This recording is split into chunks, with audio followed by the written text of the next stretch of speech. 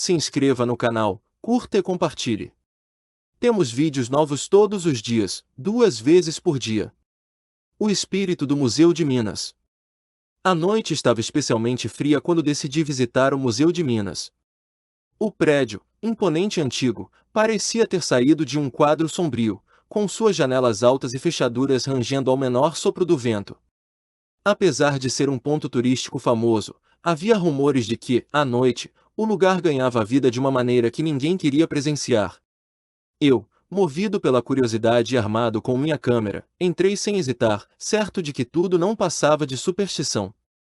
Ao cruzar o portão principal, uma sensação gelada percorreu minha espinha. A iluminação interna era precária, com apenas algumas lâmpadas piscando nos corredores longos e silenciosos. As estátuas de mineradores e os antigos artefatos pareciam me observar.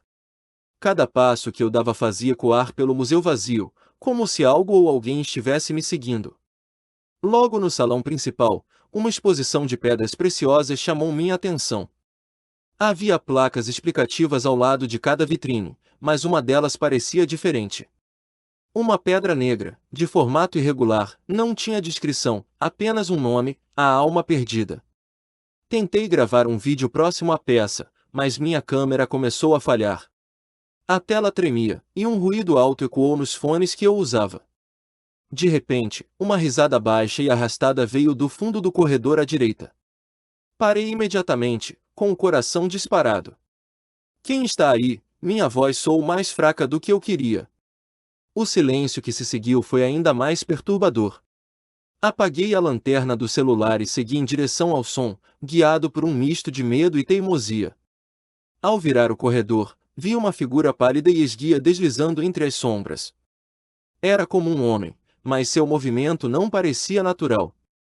Sua presença encheu o ar com uma eletricidade pesada. Tentei chamar novamente, mas ele desapareceu numa sala marcada com a placa "Proibida a entrada". A porta, curiosamente, estava entreaberta. Eu hesitei por um momento, mas sabia que precisava descobrir o que estava acontecendo. Antes de entrar, ouvi uma voz sussurrar meu nome. Não era possível que fosse alguém conhecido, pois ninguém sabia que eu estava ali naquela noite. Ao empurrar a porta com cuidado, o ar parecia mais denso. A sala era repleta de armários antigos e papéis amarelados. No centro, havia uma cadeira de madeira, e nela estava a mesma figura que eu havia visto no corredor. Mas agora, seus olhos brilhavam como brasas, fixos em mim. Não conseguia me mexer. A figura na cadeira parecia ao mesmo tempo real e etérea, como se pudesse desaparecer a qualquer momento. Ele inclinou a cabeça e sorriu, revelando dentes amarelados e irregulares. "Você não devia estar aqui", ele murmurou, sua voz grave e reverberante. Eu tentei falar, mas minha garganta parecia seca. Reuni coragem e perguntei: "Quem é você? O que quer de mim?" Ele riu novamente, dessa vez mais alto, enquanto se levantava lentamente. "Sou parte deste lugar há muito tempo. Mais tempo do que você pode imaginar." A história que ele começou a contar era fascinante e aterrorizante. Ele disse que, em vida, tinha sido vigia noturno do museu, muito antes de ele se tornar um ponto turístico. Naquela época, o prédio abrigava a administração de uma mina de ouro local. Uma noite, ele ouviu um barulho vindo do porão. Ao investigar, encontrou um grupo de ladrões tentando roubar as joias mais valiosas. Ele tentou impedir o crime, mas foi traído por um colega e brutalmente assassinado. Seu corpo foi escondido no porão, e os ladrões fugiram. No entanto, dizem que sua alma não conseguiu descansar. Ele jurou proteger o lugar contra qualquer invasor, e desde então, sua presença se fazia sentir. "Você veio buscar algo?", perguntou ele, estreitando os olhos. Balancei a cabeça, tentando parecer calmo. "Não, eu só estou aqui para explorar e gravar." A menção da câmera pareceu irritá-lo. Ele estendeu a mão, e todos os equipamentos que eu carregava começaram a falhar. Luzes piscavam, e meu telefone caiu no chão, como se fosse puxado por uma força invisível.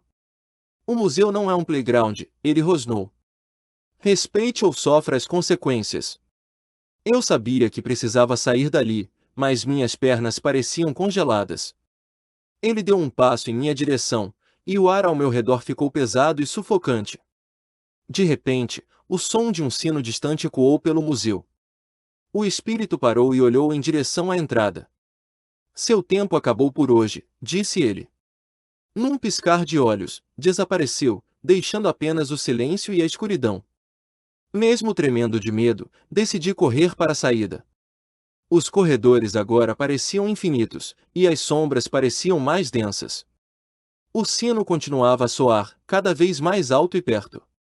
Era como se o próprio prédio estivesse tentando me prender. Quando finalmente alcancei o portão principal, ele estava trancado.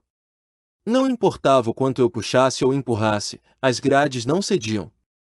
O desespero tomou conta de mim, e comecei a gritar por ajuda, mas minha voz parecia ser engolida pelo silêncio ao redor.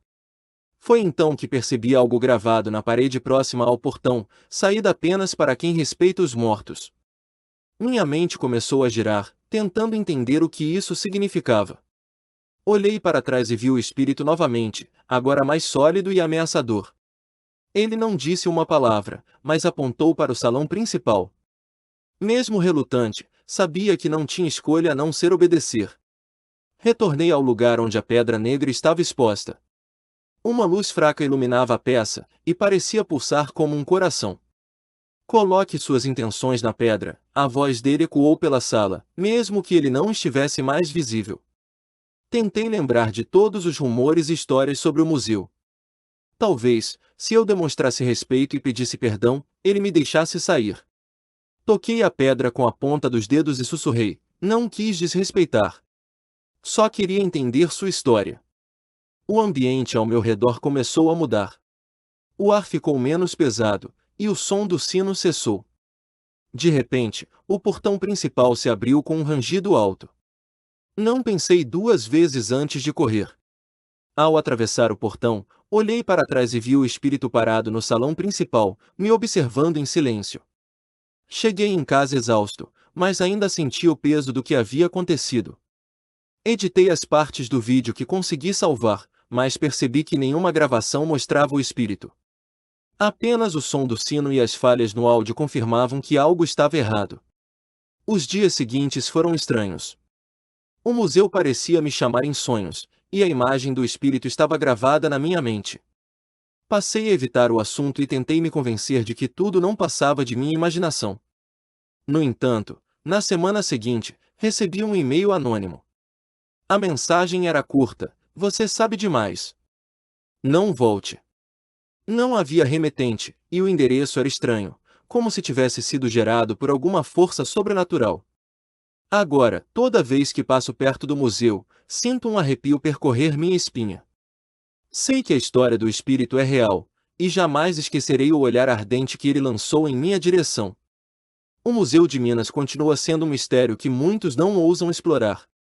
E eu, definitivamente, sou um deles.